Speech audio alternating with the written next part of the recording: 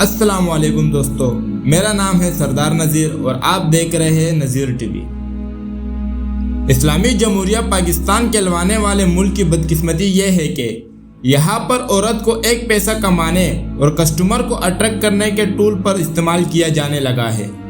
جس نے عورت کا تقدس، عزت اور حقوق جو اسلام نے اسے دیے تھے سب پامال کر دیے ہیں۔ اور آج ہم ٹی وی پر دیکھتے ہیں کہ چاہے کسی بھی طرح کا چائے کا اشتہار ہو، موبائل فون بیچنے کا اشتہار ہو، ایون کہ ٹافی بیچنے کا اشتہار ہو، تو اس کے لیے لڑکیوں کو نچوا کر یا ان کے جسم کی نمائش کروا کر اسے بیچا جاتا ہے، جس پر وہ ایکٹریس خود بھی فخر محسوس کرتی ہے، کیونکہ موبائل نے قوم کی بیٹیوں کو یہ پیغام دیا کہ باپ کی مت سنو، جو دل میں آئے وہ کرو۔ کریم ٹیکسی سروس نے قوم کی بیٹیوں کو آفر کی کہ اگر شادی سے بھاگنا ہے تو ہماری سروس حاضر ہے، لیکن یہ لوگ شاید پاکستان کے کسٹمر روایت سے واقف نہیں ہے کہ ہمارا طاقتور خاندانی نظام آج بھی قائم ہے،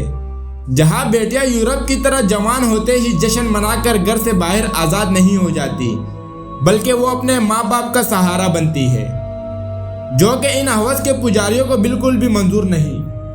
لہذا کچھ ہی عرصہ بعد یہ دونوں کمپنیاں منظر عام سے غائب ہو گئی، لیکن اب باری ہے ایریل ڈٹرجنٹ کی، جو اس مہم میں ایک قدم آگے بڑھاتے ہوئے تمام حدوں کو پلانگ چکا ہے، اور اس نے قرآن پاک کی تعلیمات کا مذاق بنا کر رکھ دیا، کیونکہ اس کے حالیہ شائع ہونے والے اشتہار میں یہ دیکھا جا سکتا ہے کہ ایک لڑکی اپنے باپ سے بغاوت کرنے کے بعد گھر سے باہر نکلتی ہے اور اپنا کرکٹ کا خواب پورا کرنے کی کوشش کرتی ہے، اور اس میں وہ کامیاب بھی ہو جاتی ہے۔ اور سب سے بڑھ کر اس اشتہار میں اسلامی تعلیمات یعنی قرآن پاک کی تعلیمات، جس میں عورتوں کو چار دیواری میں رہنے، نامحرم کے سامنے اس لباس میں آنے سے منع کیا ہے کہ وہ لوگوں کی ہوس بری نظروں کا نشانہ بنے۔ ان تعلیمات کا ایریل نے مذاق بنا دیا ہے،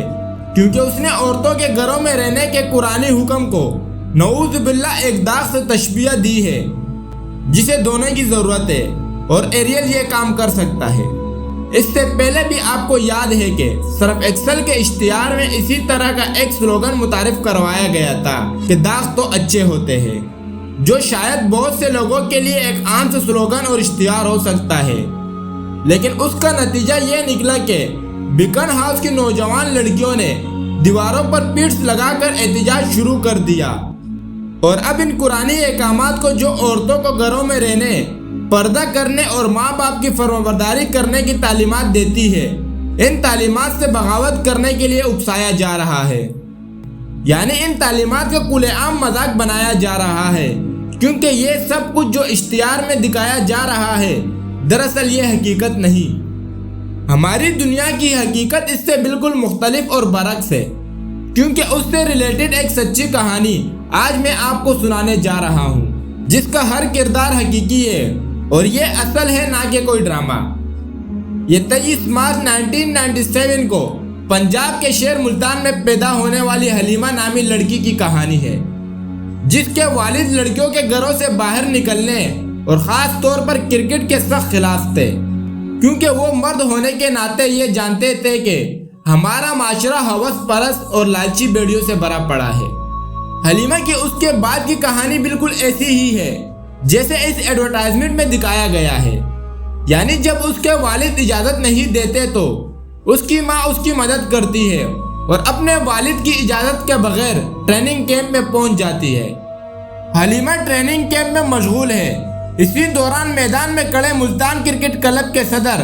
مولوی محمد سلطان عالم انصاری اور ٹیم سلیکٹر محمد جاوید کی ہوس بری نظریں اس پر پڑتی ہے، مگر اس بار فرق اتنا ہے کہ اس ایڈورٹائزمنٹ کی طرح نہ تو حلیمہ کی فائنل سلیکشن ہوتی ہے اور نہ ہی وہ کوئی کرکٹ میچ جیت کر اپنا سپنا پورا کر پاتی ہے۔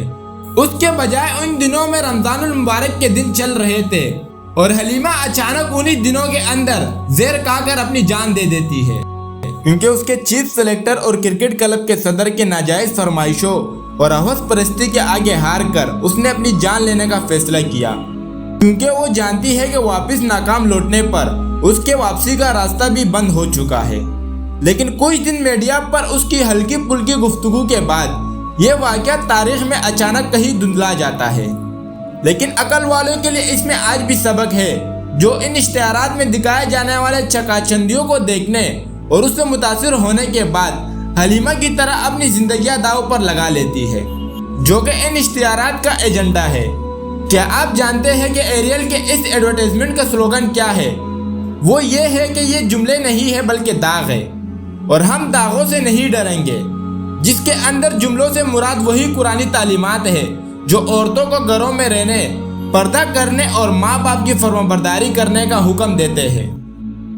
پاکستان کے آئین کے اندر یہ قانون موجود ہے کہ اگر کوئی بھی شخص اسلامی قانون کا مذاق اڑائے اور کوئی بھی شخص اس کے خلاف جا کر کورٹ میں کیس کر سکتا ہے، تو ہمیں اپنا فرض نبھاتے ہوئے دوسروں کے ساتھ بھی اس انفارمیشن کو ضرور شیئر کرنا چاہیے، تاکہ باقی لوگ بھی اس سے اویئر ہو اور اس کی مذمت کرے، تاکہ ایریل سے دلائی کے بجائے ایریل کی دلائی ہو سکے،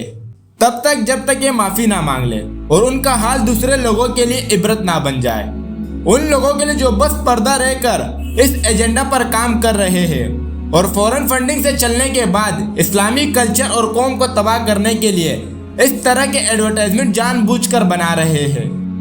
باقی آپ اس بارے میں کیا سوچتے ہیں؟ اپنی قیمتی رائے کا اظہار کمنٹ سیکشن میں ضرور کیجیے گا۔ اگر آپ کو یہ ویڈیو اچھی لگی تو اسے لائک کیجیے اور دوستوں کے ساتھ بھی اس انفارمیشن کو ضرور شیئر کیجیے۔ اب میں آپ سے ملوں گا ایک نئی ویڈیو میں، تب تک کے لیے اپنا اور اپنے گھر والوں کا ڈھیر سارا خیال رکھیں۔ اللہ حافظ۔